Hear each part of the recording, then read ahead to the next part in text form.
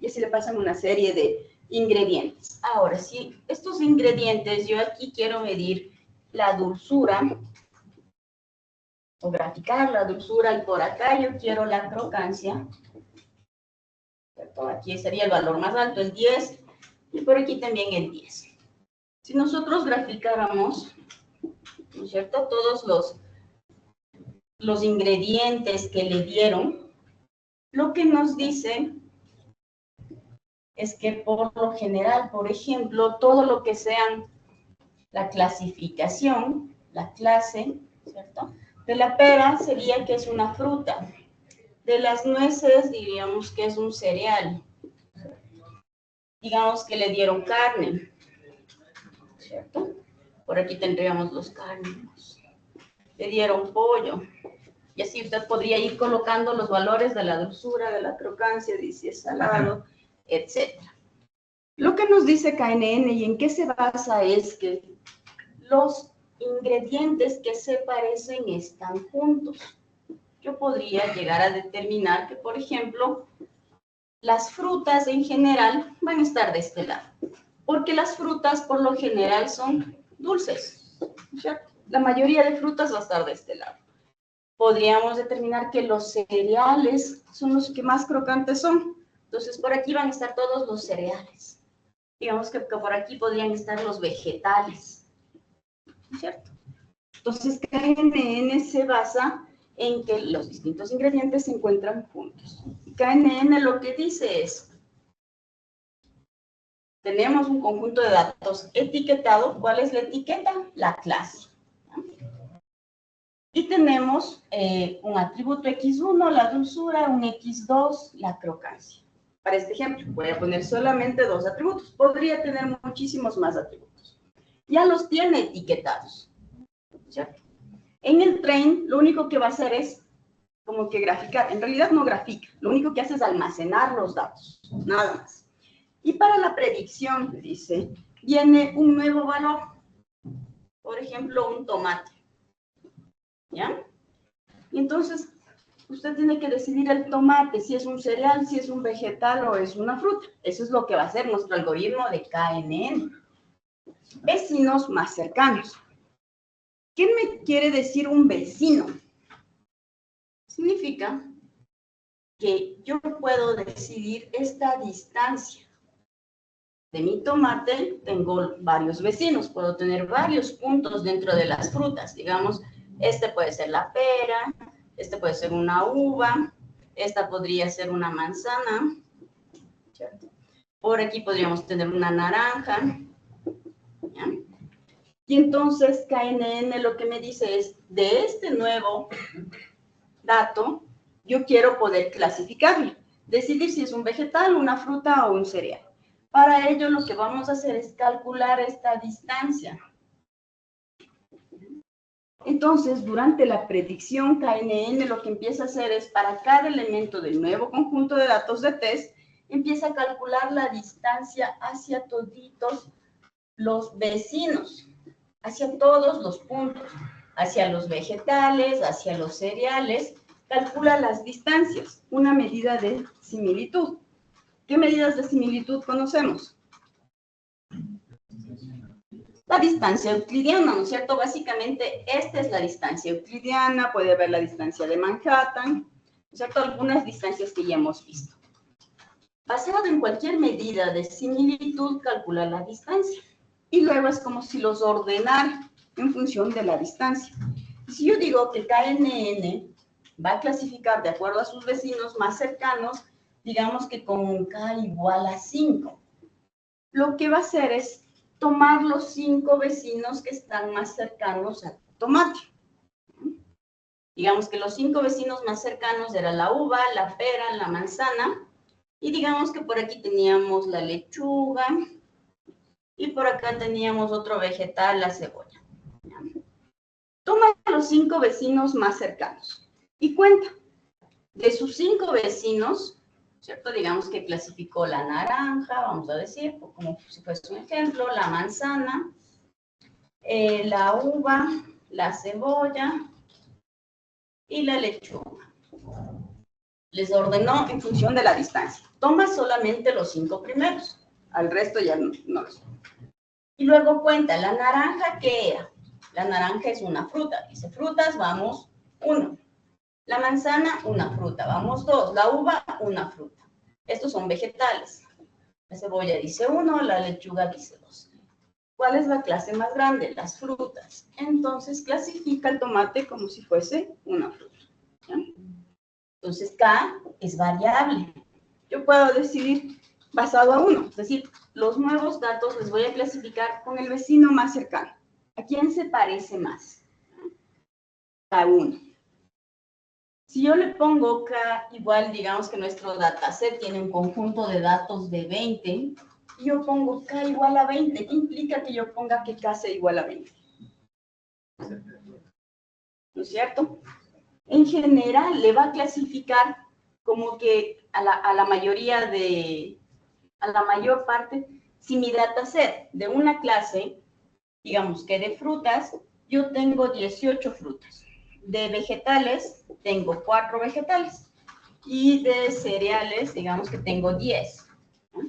Si yo pongo un K de 20, todos los datos que yo envíe, no importa si son frutas, vegetales o cereales, los va a clasificar como frutas, porque es la clase dominante. Entonces, ¿qué es importante en KNN? Que las clases estén balanceadas, que tengan más o menos la misma cantidad de datos. KNN se va a afectar si alguna clase no está balanceada. También, ¿qué pasará con los outliers en este caso? Si tenemos datos, ¿qué es un outlier? Algo que está muy lejano, ¿no es cierto? Algo que está por acá. ¿Los outliers afectan o no afectan a KNN? ¿En qué le van a afectar? Si yo tengo outliers, ¿qué va a ocurrir?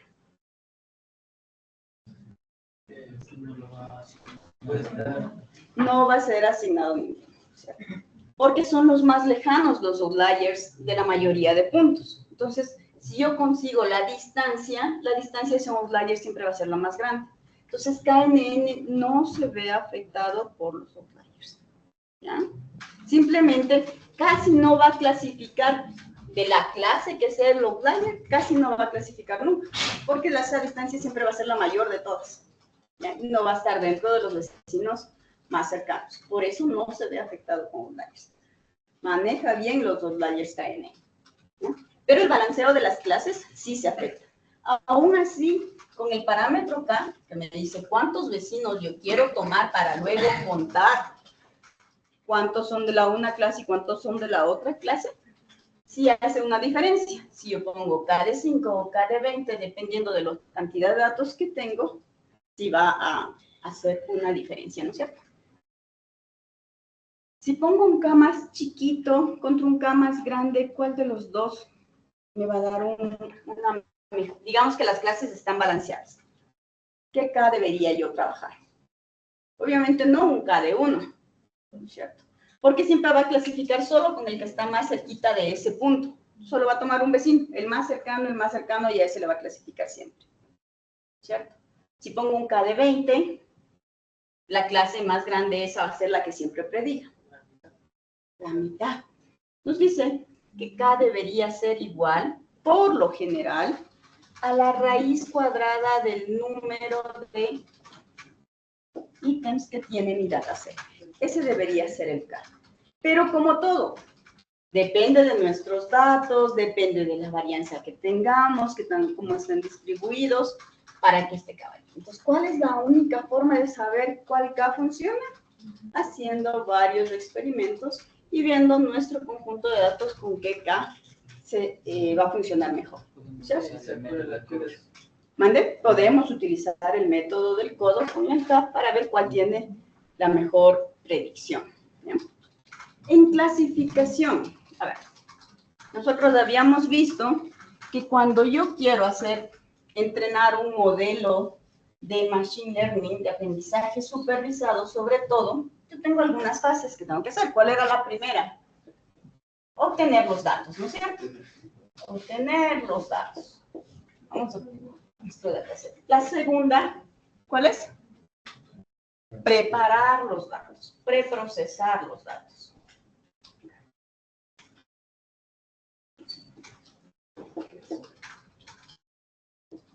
¿Qué nomás implica el preprocesamiento? Tenemos explorar los datos, la limpieza, ¿no es cierto? Aquí dentro de la limpieza, ¿qué está? Los NaN, ¿cierto? Los valores ausentes, luego tenemos los outliers, ¿cierto? Luego, ¿qué tenemos? Creación de nuevos atributos o selección de atributos. Selección de atributos. Tenemos la creación de nuevos atributos, ¿no es cierto? Que podemos crear. Estos dos es la ingeniería de características. ¿Bien? Procesamos nuestros datos, una parte fundamental, ¿cuál es? La particionamiento, ¿no es cierto? Tenemos que particionar nuestros datos, particionar. Y dentro de particionar, ¿cómo podemos particionar? Con dos técnicas. ¿Cuál? Hold out, dejar fuera, hold out, y la otra, cross, ¿no es cierto? Cross validation. Una validación cruzada. Las dos formas de particionar. Una vez que hemos preprocesado nuestros datos, el tercer paso, ¿cuál es? Crear el modelo. En este caso, ¿cuál es el modelo? KNN, de los vecinos más cercanos. Luego, el cuarto paso, ¿cuál debería ser? Entrenar el modelo. Entrenamos el modelo. Y luego, ¿qué tenemos que hacer? Evaluar nuestro modelo. Fase de evaluación. ¿Ya? KNN, crearlo. Hay una librería de Scikit-Learn que se llama KNN. Entonces solamente cogemos, le declaramos, dentro de la declaración le decimos el K. ¿Cuántos Ks queremos que funcione? Entrenar, knn.fit. Y le mandamos el conjunto de datos, las X y las Y. Necesita las Y, porque cuando vaya a contar, necesita la clase, porque es aprendizaje supervisado, ¿cierto? Mandamos X y mandamos Y. Ese es el entrenamiento. La evaluación. ¿Cómo evalúa un modelo? Métricas. ¿Qué métricas voy a utilizar para esta evaluación si es clasificación?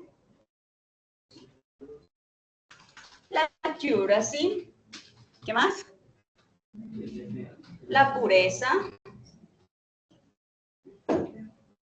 F1 score.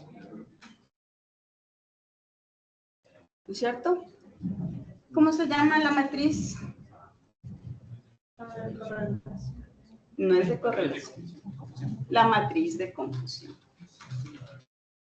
Y la matriz de confusión. Esas son nuestras métricas para evaluar nuestro modelo.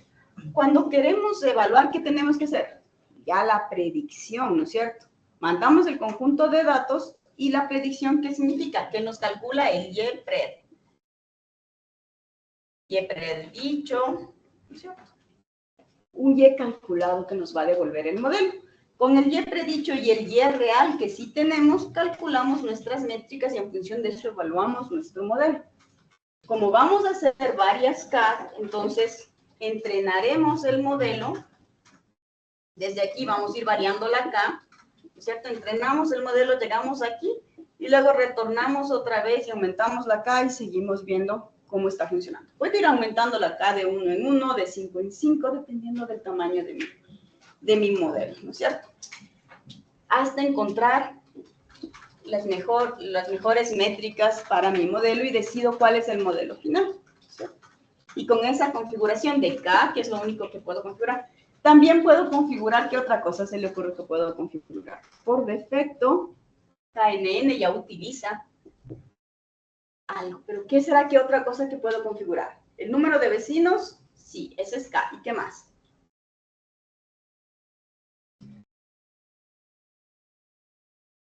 La forma de calcular la distancia, ¿ya? Por defecto calcula con la distancia euclidiana, pero yo sí puedo cambiar la forma de la distancia, ¿ya? Para decirle que calcule de otra manera. ¿Alguna pregunta sobre KNN y cómo funciona? Hay una real sería que estén balanceadas todas las clases, ¿verdad? Sí, lo ideal es que esté balanceado. Eso quiere decir que cuando están balanceadas debería ser el mejor caso. O hay varios casos que hacen que esté balanceado. No, el K no hace que esté balanceado. Durante la fase de exploración, uno de los pasos que yo hago es ver si mis clases están balanceadas o no de mi dataset. Contar. ¿Cuántos registros tengo yo de frutas? ¿Cuántos tengo de vegetales? ¿Y cuántos tengo de cereales? Eso significa que esté balanceado. Y yo ahí puedo tomar una decisión y decidir que digamos que tengo 14, ¿ya?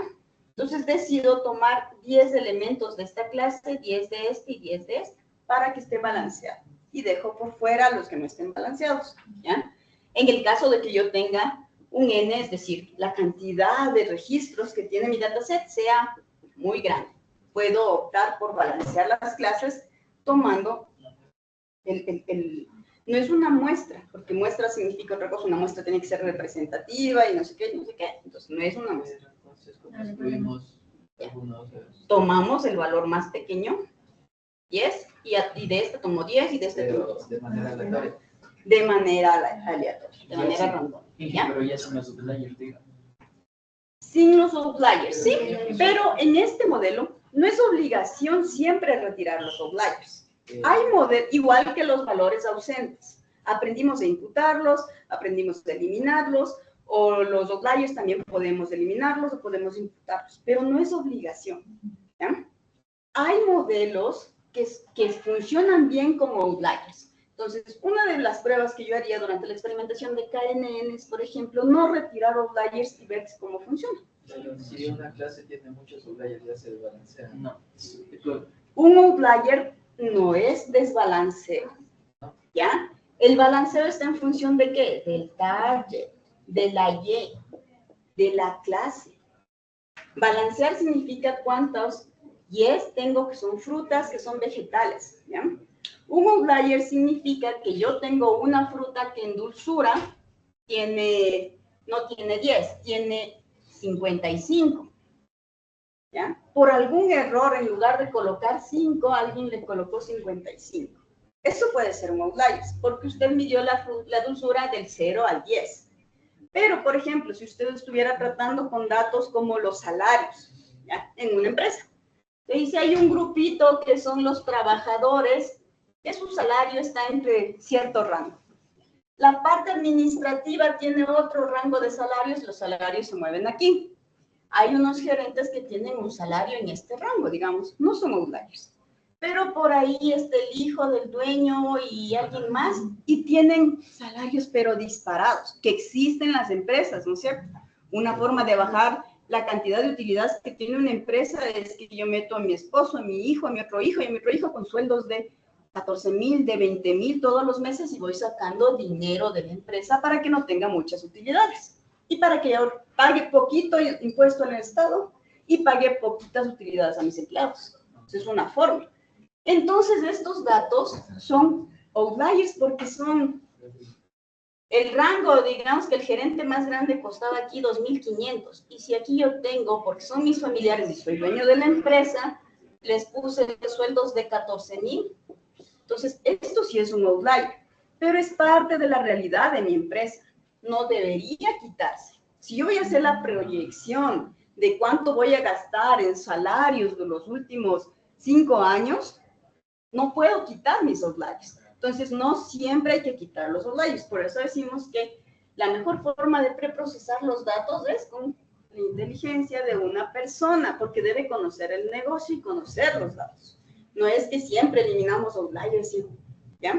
Y hay modelos que soportan outliers. KNN soporta los outliers, ¿ya? No se le afecta, ¿ya? Porque decía, si las clases están desbalanceadas y usted decía la que tenía más horas relacionadas, en cambio decías que metemos ahí como un outlier, ese valor no se va a sentar en ningún punto, entonces una clase tendría menos y esa clase no. Ya, pero el outlier podría representar a cualquiera de estas clases. Ya. Sí, pero digamos que la predicción, tú le sigues dando más datos de los empleados, ¿ya? Le dices el cargo, cuántos años trabaja en la empresa, etcétera, la formación, algunos datos que tengas. Y estás prediciendo cuál es el salario que debería tener. Como es un outlier, casi no lo va a asignar, a menos que tenga características específicas de este grupo, ¿no es cierto? Ahí le va a asignar. Ya, entonces, no confundamos, el desbalanceo es en el Y, en el target, ¿ya? Los outliers están dados en la X, y la X puede tener X1, X2, X100, ¿no es cierto? X. Ahí están los outliers, en los atributos del dataset. El desbalanceo está en el target. ¿Ya? ¿Listo? ¿Alguna otra duda? ¿No? Vamos a la parte práctica.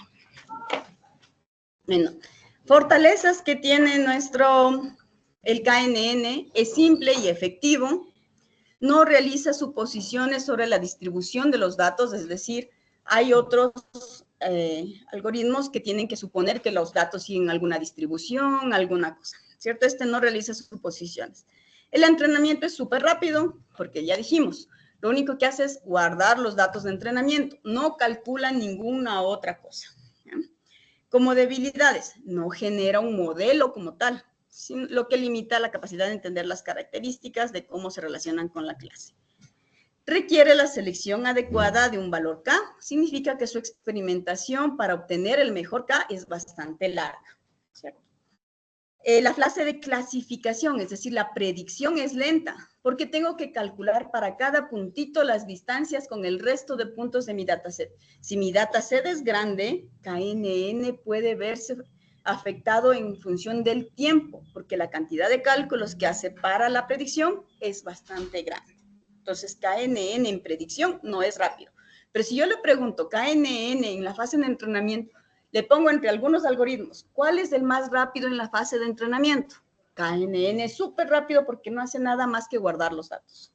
En la fase de predicción o clasificación, ¿cuál es el más rápido? KNN es entre los más lentos, ¿ya? Dice características nominales. Significa que KNN no puede manejar datos de tipo texto, ¿no es cierto? Hay que transformarles, pero nosotros ya en el preprocesamiento ya sabemos que los datos que son nominales les transformamos a alguna forma numérica, haciendo un Wadhon encoding, una codificación binaria o de alguna de esas. Los datos faltantes, KNN no puede trabajar con datos faltantes, ¿ya? Si yo tengo datos faltantes, KNN me va a dar un error en la fase de entrenamiento mismo, ¿ya? Listo. Bueno, ahí teníamos el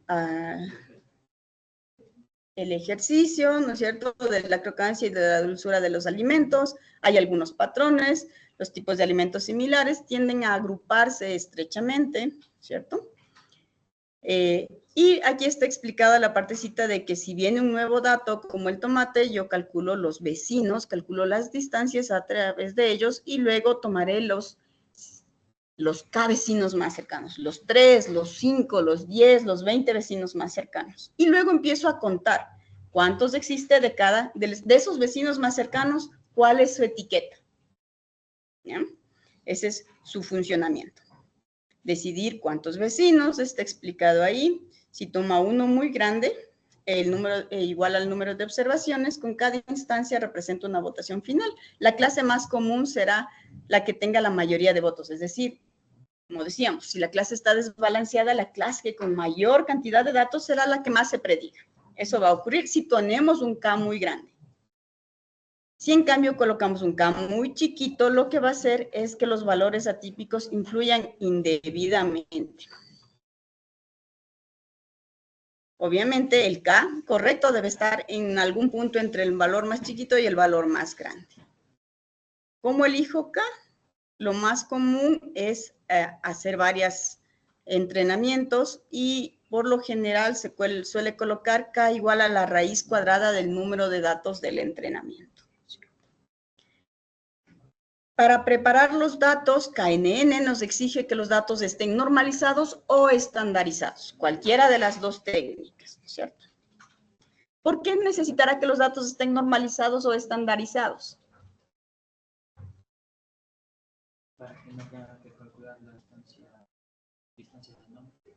Como la distancia, no es, la estandarización o la normalización no tiene nada que ver con el tipo de dato que sea un nombre, ¿ya? Que sea nominal. La estandarización o la normalización siempre se hace con datos numéricos. Empecemos, pensando inclusive en cómo se calcula. El máximo menos el mínimo dividido para el rango, o el Z-score, que es calculando la media y la desviación estándar, ¿no es cierto? Entonces, ¿con qué tiene que ver la normalización o la estandarización? Como yo estoy hablando de distancias, ¿cierto? La distancia euclidiana, x1 menos x2 dividido para 2, ¿no es cierto? Para n, en el caso de cuántos atributos tenga yo.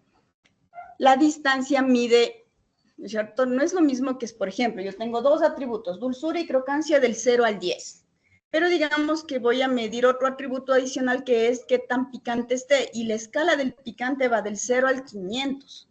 Entonces, la distancia, si tiene una variable que va del 0 al 10 y la otra del 0 al 500, la distancia del 0 al 500 va a ser la que predomine, ¿cierto? Estandarizamos o normalizamos para que todos los atributos tengan el mismo valor, porque si normalizamos, todos están del rango del 0 al 1.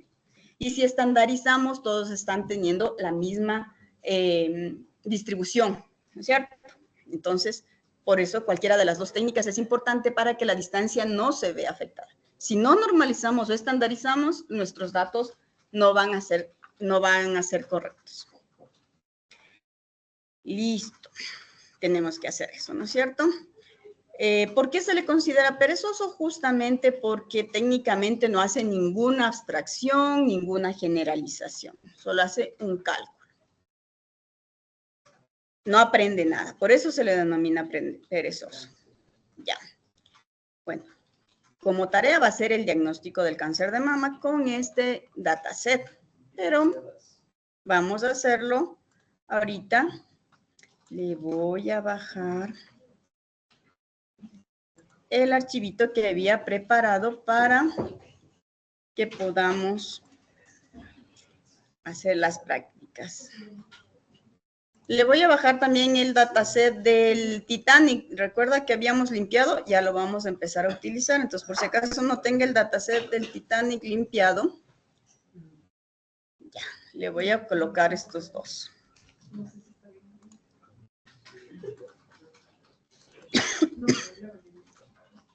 Ya, está el programa 15, clasificación KNN.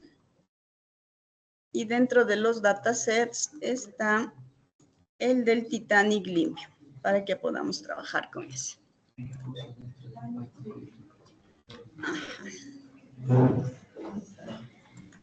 Ya, entonces, vamos a hacer primero el primer ejemplo con el dataset de Iris, ¿cierto? Entonces tenemos de Scikit-learn, vamos a importar las métricas para poder calcular justamente la pureza, la accuracy, el F1 score y todo eso. Para poder hacer la selección de datos, la partición, recordamos que dijimos que había dos formas de entrenar, una con el train test split, que es el holdout, ¿no es cierto? Solo decidimos si el 20% de los datos se van para test y el 80% se van para entrenamiento por lo general. Y recordemos que el cross-validation, en cambio, crea los faults, ¿no es cierto? Divide el conjunto de datos en subconjuntos y luego con esos podemos entrenar. Entonces, para eso importamos kfold y el cross-val y el cross-predict, que ya vamos a utilizarlos durante el entrenamiento. Vamos a entrenar KNN tanto con holdout como con cross-validation, ¿ya? Entonces, para eso estamos importando eso. Scikit-learn, y vamos a usar algunas funciones de ahí, matplotlib y numpy. Empezamos ejecutando esa partecita, leemos nuestro drive del Colab, ¿ya? Tenemos una función que recibe el y real, es decir, la etiqueta, el target, y el y predicho. Así vamos a evaluar, ¿no es cierto? Y el conjunto de métricas con las que vamos a trabajar. Y lo que más estamos haciendo es aquí un for para que con todas las métricas vayamos evaluando, ¿cierto? Cada una de estas métricas. Aquí tenemos definido el diccionario de las métricas. ACC como el accuracy, estamos de metrics, que ya habíamos importado, ¿no es cierto? Ahí estaba el de Scikit-Learn en el Metrics, de ahí estamos tomando el Accuracy Score. Para la precisión también del Metrics, el Precision Score. El Recall también. Y el F1 Score también tomamos de métricas. Ahí tenemos 4 métricas para clasificación, que son las que vamos a utilizar. Y cargamos nuestro dataset iris, ¿cierto? Tenemos las X y tenemos las Y.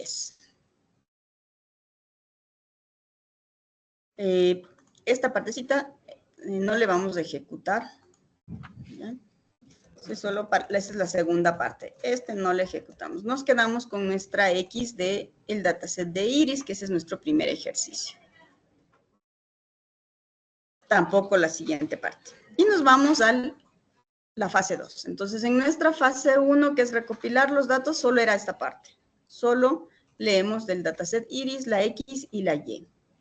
Y luego vamos a la parte 2, el procesamiento, ¿cierto? Parte del procesamiento es explorar cuántos registros tenemos, 150, cuántos atributos, 4. Y en el Y, ¿cuántos registros tenemos? 150. Aquí tenemos un ejemplo de los 5 primeros datos, ¿cierto? Que decíamos la longitud del sépalo, la longitud del pétalo, el ancho del sépalo y el ancho del pétalo eran los 4 atributos que tiene el dataset de iris. Y la Y, tenemos la clase 0, la clase 1 y la clase 2, ¿no es cierto? Por acá está puesto la descripción. Setosa, versicolor y virgínica, que eran las 3 tipos de clases de esas flores. Creo que ya habíamos trabajado con el dataset de iris. Luego deberíamos irnos a la extracción de características, selección de atributos, pero este dataset, como es de juguete, ya no tiene ni valores nulos, no tiene outliers, ni nada de eso. Entonces, nos saltamos esa partecita. Y vamos a hacer el particionamiento de los datos holdout con el train test split. El 30% se va a ir para test, el 70% se va a ir para entrenamiento, ¿no es cierto? 105 datos se nos queda para entrenamiento y 45 datos para el test. Hay que estandarizar nuestros datos. En este caso he optado por el estándar scaler, no con el min-max. Declaramos el estandarizador, entrenamos con los datos de entrenamiento y el transform ya nos devuelve los datos estandarizados. Y hasta ahí terminamos con el procesamiento de los datos. Luego viene la siguiente fase, que es la del entrenamiento. El vecinos más cercanos tenemos que importar de Scikit-Learn vecinos, el K-Neighbors Classification. El KNN para clasificación, así se llama en la librería de Scikit-Learn. Vamos, creamos el modelo. ¿Cómo se llama mi modelo? KNN le he llamado. Y estoy usando un K de 3. 3 vecinos más cercanos. ¿Qué medida de distancia se estará utilizando por defecto? La distancia euclidiana. ¿Ya? Luego viene la fase de entrenar. Entrenar en KNN es solo colocar el fit. Mandamos el X estandarizado de entrenamiento. ¿Ya? Rapidísimo se entrenó nuestro modelo. Luego viene la parte de evaluación y predicción. Entonces, para la evaluación, el conjunto de datos, las X de test, también tienen que estar estandarizadas. ¿Por qué usamos solo el transform y ya no el fit?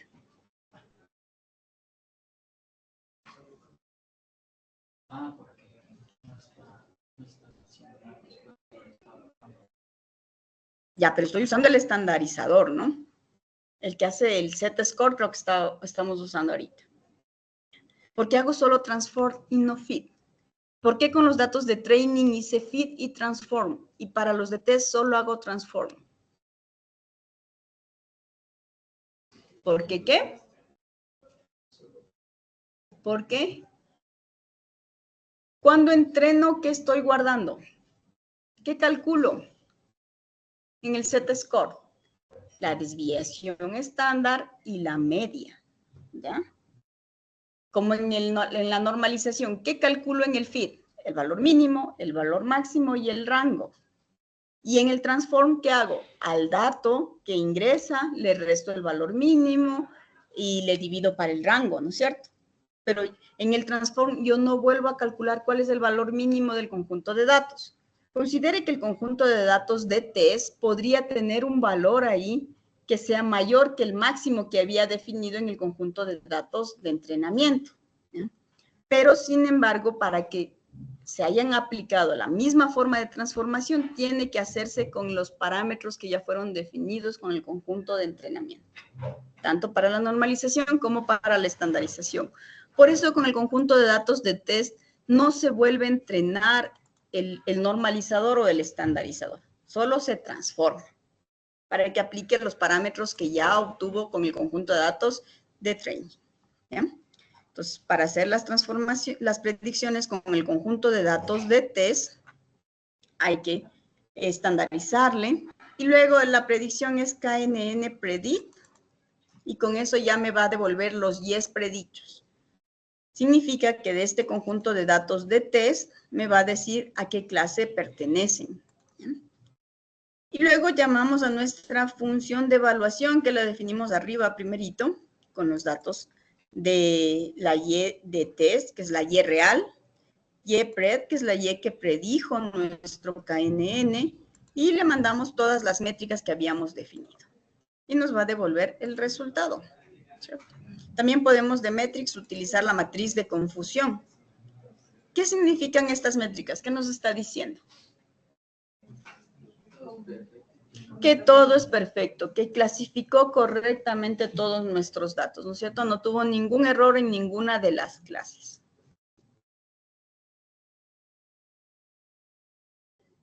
Ahora, ¿hasta ahí alguna duda? No, ¿no es cierto? Facilito con el crossval. Finalmente hicimos el test. ¿Con cuántos datos?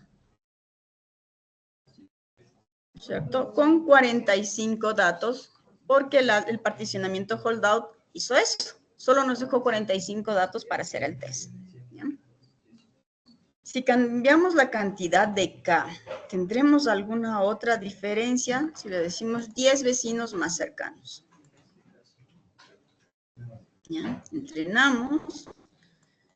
Bueno, no era necesario estandarizar nuevamente y hacemos la evaluación y la predicción, ¿cierto? Ya tenemos más conjunto de datos, pero sigue siendo perfecto la predicción que está haciendo. Ahora hagamos con cross validation, con validación cruzada, ¿no es cierto? Y tenemos que evaluar el rendimiento. Este método, el cross val score, lo que hace es evaluar el rendimiento del modelo mediante la validación cruzada. Nos permite utilizar validación cruzada. ¿Qué recibe como parámetro el modelo? En este caso, KNN, que es nuestro modelo. Los datos X de entrenamiento, la Y de entrenamiento y el particionamiento de los datos con el CAFOL. Estoy haciendo 10 subconjuntos. Estoy diciendo que los reordene, ¿cierto? Y con eso va a entrenar nuestro modelo. El score que me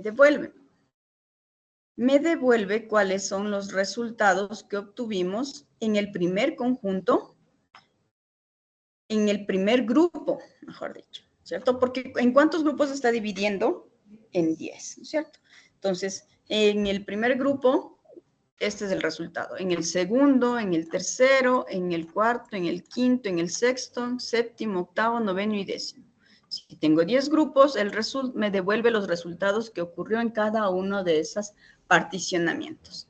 Y bueno, nosotros podemos, ¿cómo sabemos cuál es el resultado del entrenamiento? Pues obtenemos la media y la desviación estándar de esos resultados, y en general el accuracy del entrenamiento fue del 0.93, ¿cierto? Porque obtuvimos la media de todos esos resultados.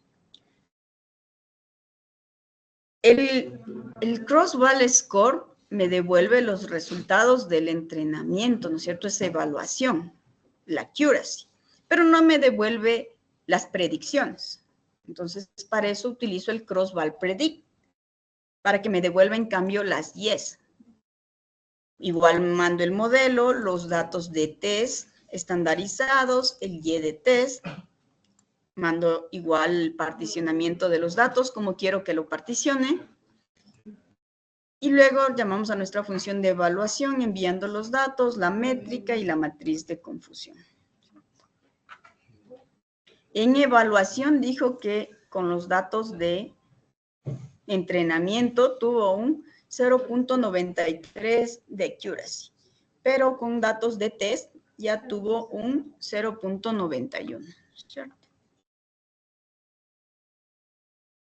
La forma de hacerlo con validación cruzada.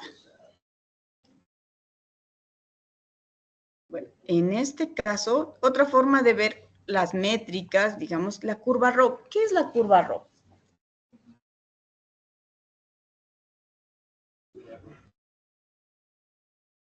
¿Para qué nos sirve la curva ROC? Cuando yo tengo varias clases, ¿cierto?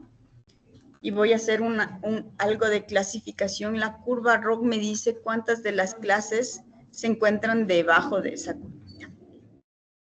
En este caso, como nuestra validación es casi perfecta, la curva ROC no es una curva, nos está dando una recta, ¿no es cierto? Cuando la accuracy va variando en las distintas clases, nos puede dar una curva, pero es una forma de visualizar nuestros resultados. Como nuestro dataset es pequeñito y es facilito, nos funciona de uno. Ahora volvamos a ejecutarlo todo, pero para ya no carguemos en los datos del iris, sino que carguemos en los datos, ¿cierto? Vamos a cargar los datos del Titanic Clinic. Significa que son nuestros datos que ya preprocesamos, imputamos valores ausentes y todo lo demás. Entonces, cambiamos ahora. Tenemos ahí nuestros datos, ya están hechos número, todo lo que hicimos en la unidad número 2. Vamos a obtener el atributo si sobrevivió, va a ser la Y. Y el resto de atributos van a ser la X. Así estaba nuestro dataset, tenía si sobrevivió, en 0 no sobrevivió, en 1 sí sobrevivió. Y teníamos el resto de atributos ya normalizados, ¿cierto? Obtenemos la X y la Y. Dentro del preprocesamiento, ¿qué no están hechos los datos? Solo viéndoles así. ¿Qué no está hecho? El dataset. No está normalizado ni estandarizado, o estandarizado, ¿no es cierto? Entonces, eso es parte que sí tenemos que hacer de nuestros datos. Tenemos 9 atributos, pero si tengo 0 y 1,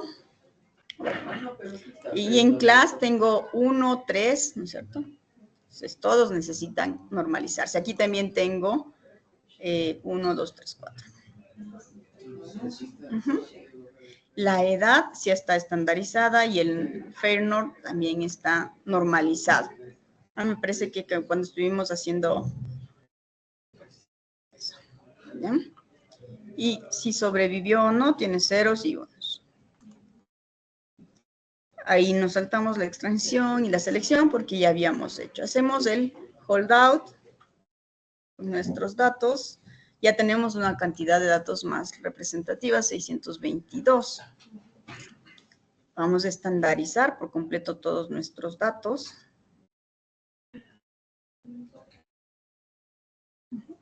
Y tenemos nuestros datos ya estandarizados.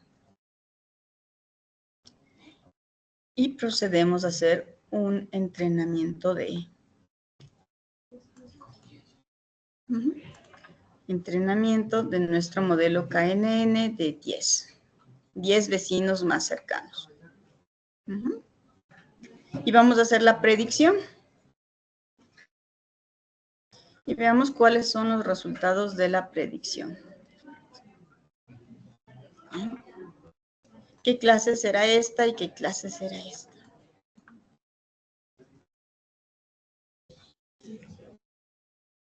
Uh-huh. 0.80. Ajá, sí sobrevivió y no sobrevivió. Estos son los falsos positivos y estos son los falsos negativos. Se está equivocando, ¿no es cierto? Todavía nuestro modelo.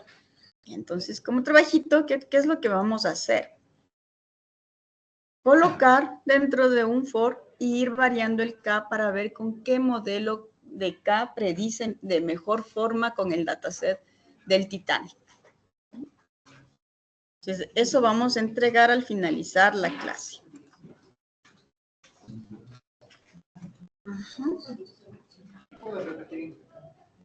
Ya tenemos nuestro código aquí, ¿no es cierto? Puse K de 10. ¿Qué tengo que hacer? Meterme dentro de un for y variar la K. Y quiero saber con qué K para este dataset me funciona mejor. ¿Quién me dice cuál es el mejor? Las métricas que voy obteniendo. Eso es lo que tiene que entregar al finalizar la clase.